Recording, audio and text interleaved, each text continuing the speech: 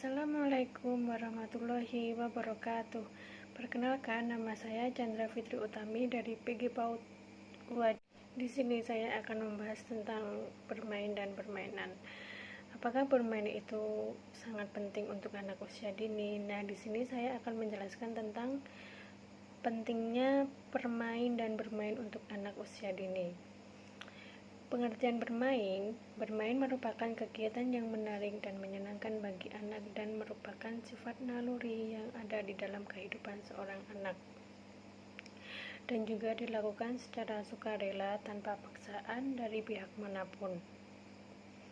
Kegiatan ini dapat membantu anak untuk mengembangkan kreativitas, imajinasi, dan mengasah kemampuan untuk memecahkan masalah dan juga meningkatkan keterampilan sosial. Bermain bagi anak berkaitan dengan peristiwa, situasi, interaksi, dan aksi. Bermain sangatlah penting bagi anak-anak karena dengan bermain membantu anak dalam pertumbuhan dan perkembangan mereka. Dengan bermain, kemampuan-kemampuan motorik dan kognitif anak bisa berkembang secara sempurna. Selain itu, kemampuan-kemampuan dasar lainnya seperti pengembangan emosi dan psikis anak akan semakin terasa dengan seringnya anak bermain. Untuk itu, berilah waktu pada anak untuk bermain dan jangan pernah menyempelekan waktu untuk bermain dengan anak. Dengan bermain, anak dapat mempelajari semua hal mengenai dirinya dan di dunia luar serta bagaimana mengembangkan kemampuan semua indera-indera yang ada pada dirinya. Aspek apa saja sih yang dikembangkan dari permainan? Di antaranya adalah perkembangan sensorik motorik. Aktivitas motorik merupakan komponen terbesar yang digunakan anak untuk bermain aktif dan sangat penting untuk perkembangan fungsi otot. Contoh, anak berlari bukan demi kesehatan, tetapi demi lari itu sendiri.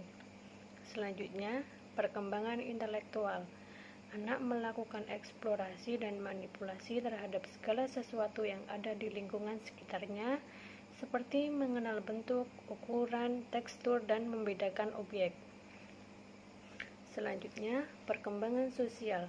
Perkembangan sosial ditandai dengan kemampuan berinteraksi dengan lingkungannya karena kegiatan bermain merupakan sarana sosialisasi.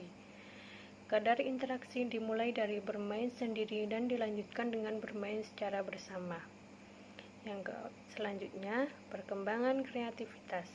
Kemampuan untuk menciptakan sesuatu dan mewujudkan ke dalam bentuk objek dan kegiatan yang dilakukannya. Dalam bermain, anak-anak menumpahkan seluruh perasaannya. Yang kedua adalah teori bermain modern. Teori bermain modern dibedakan menjadi 1. Teori psikoanalisa Sigmund Freud. Bermain merupakan media, sarana, alat, atau cara untuk mengeluarkan atau melepaskan emosi-emosi dari dalam diri. Yang kedua, teori kognitif miliknya Piaget dan Vygotsky. Bermain merupakan bagian atau tahap perkembangan kognitif, meliputi daya tiru, daya ingat, dan daya tangkap, serta daya imajinasi yang harus dilalui seorang anak. Bermain juga merupakan sarana untuk belajar berpikir, mengungkapkan ide-ide, kreativitas, atau daya cipta, atau berimajinasi. Yang ketiga, teori belajar sosial. Manusia sebagai makhluk monodualisme, yaitu makhluk individu dan makhluk sosial. Bermain dapat menjadi sarana atau media berkomunikasi, bersosialisasi, berinteraksi dengan orang lain atau makhluk hidup lainnya, atau biasanya disebut dengan makhluk sosial. Yang keempat, teori kompensasi, yaitu bermain tidak hanya berfungsi sebagai pengisi waktu luang atau rekreasi saja, tetapi sekarang sudah menjadi kebutuhan untuk mendapatkan penghargaan atau untuk mempertahankan hidup.